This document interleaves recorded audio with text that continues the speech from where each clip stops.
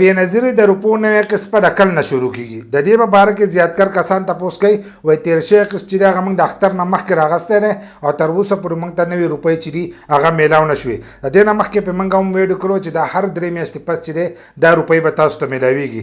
نو ډېر کسان اوس دا وایي چې د دې 3 میاشتې پوره شوې چې دا نوی قسط به د کل نه شروع کیږي. که تاسو وګورئ د دې نه مخکینی قسط چې و هغه په اپریل کې شروع شو، بیا ورپسې چې دی په جون کې شروع شو.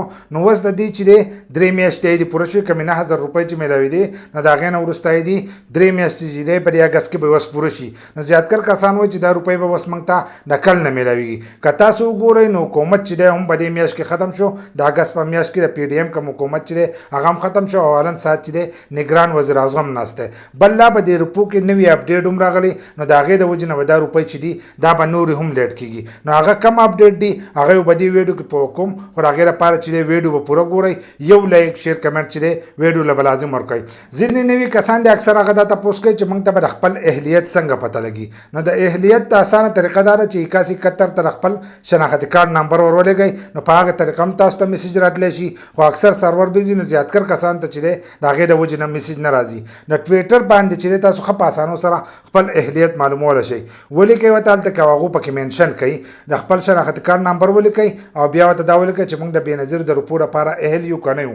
خالي ورته دغه ولیکئ، نو د هغې طرفه به هغو تاسو له چې دی جواب بدل کړي. که تاسو اهل یې نو تاسو ته به هغه روپۍ میلاویږي، که اهل نه نو دغه روپۍ به تاسو ته نه میلاویږي. بل لا کوم ځای کې چې روپۍ میلاویږي، که اوس دا نوی قسط شروع شو او روپۍ میلاویدي، نو هلته کې تاسو خپل شناختي کارت چې دی دا هم چک کولی شئ. هلته که ستاسو په اکاونټ کې روپۍ جمع شي نو دغه روپۍ چې دي دا به تاسو ته میلاویږي. که ستاسو په اکاونټ کې نه جمع شي نو دغه روپۍ چې دي دا بیا تاسو ته نشي میلاویدلی. په بله طریقه چې دی تاسو خپل اهلیت چې دی دا نشئ چک کولی.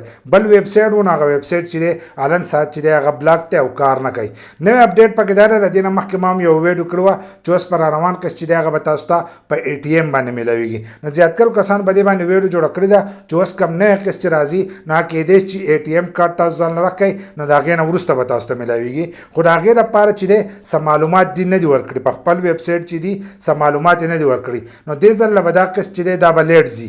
که اے ټي ایم کارت شروع کو نو د هغې سره چې دی ښه به لیټ کېږي، ځکه که هر یو کس ځانه اے ټي ایم کارت جوړوي نو په هغې باندې پوره ټایم لګي. بل لا چې په دې کې 90 لاک کسان چې دي هغه په دې کې یو ځای شوي دي. بېنظیري کومې روپۍ چې میلاویږي نو هغه 90 لاک کسانو ته میلاویږي. نو دغه کارډونه چې جوړېږي نو په دې کې به هم پوره وخت تېرېږي. نو کیدای شي دا قسط چې دی دا به د بله میاشت کې شروع شي، خو په دې میاشت کې چې دی د دې هېڅ امکان هم نشته. بل لا حکومت په کوم ختم شوی دی او نگران وزیر اعظم چې دی هغه هم په دې کې ناست دی. نو انشاءالله کیدای شي د ستمبر په میاشت کې دا نوی قسط چې دی دا شروع شي. که اے ټي ایم پکې شو نو د هغې نه بیا چې دی نور به هم لیټ کېږي او نوي کسان چې دی هغه به دغه طریقه باندې خپل اهلیت چې دی هغه چک کولی شي.